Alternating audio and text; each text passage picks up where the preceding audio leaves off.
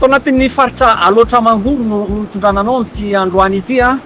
toerana anankiray ihany koa izay anisan'ny nandalovan'ny rivo-doza Gezany alina fahafolon'ny volana febroary tamin'ny folora alina teo no namakivaky amin'ny faritra Aloatra Mangoro izany rivo-doza izany. Eto amin'ny toerana anankiray digy na fefilo mampitohy ny mahatsara sy didy no itondrananao, didy Anosy zany no anarany. Vaky tanteraka izany digy zany ankehitriny ary dia niparitaka na mianaka manerana ny lemaka ato anatin'ny Vallée Marianina izay misy any amin'ny 100,000 hektara ny fahatondran'ny sisin'ny tondra-drano amin'izao fotoana izao.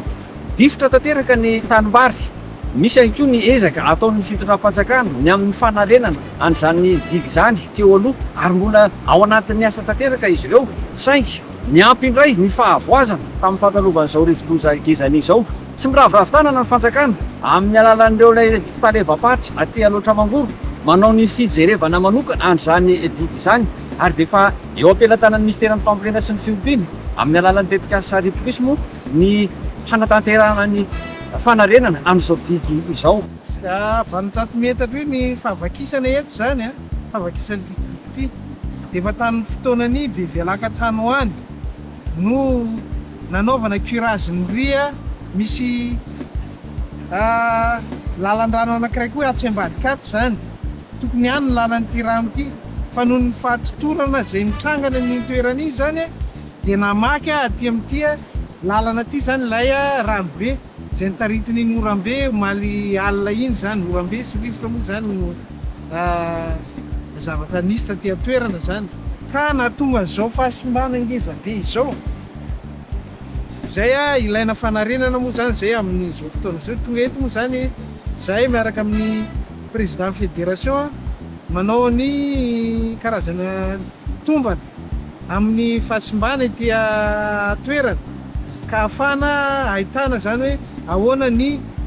fomba hanarenana zao digy vaky zao.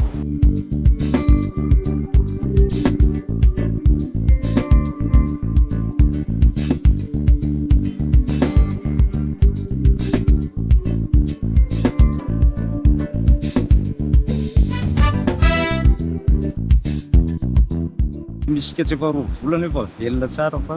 tratran'izao rano zao moa dia tsisy hita ilay ketsa. Misy ny mbola vao navita tapa-bolana fa ny volana no bebena manaraka izay nisy ny tetikasa repolosy izay rahana miasa amin'ny fanjakana ary efa nataon'ny fanjakana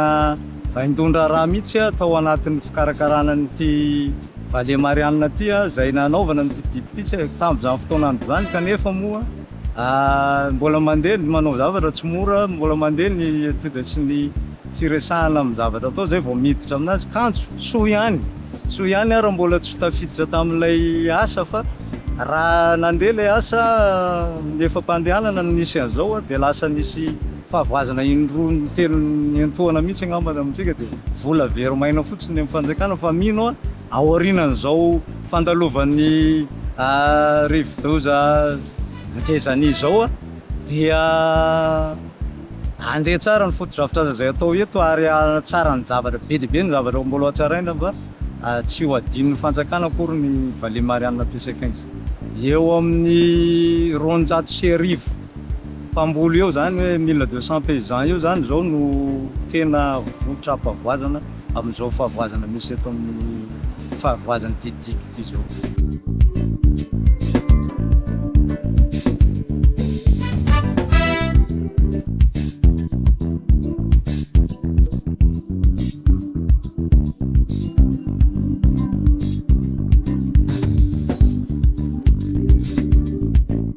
Raha malala moa zany fa tsy miafina amintsika rehetra fa araka izao zavatra hita maso zao dia tondraka ny rano ka maro ny zavatra poto ka mangataka zany zay tantsapa mboly anatin'ny Vallée Marianina mifanampiana ao anatin'ny ministera fambolena sy ny fiompiana amin'ny hoe fijerena akaiky ny tantsasa satria maro be ny tany moa maro ny potika ao anivon'izay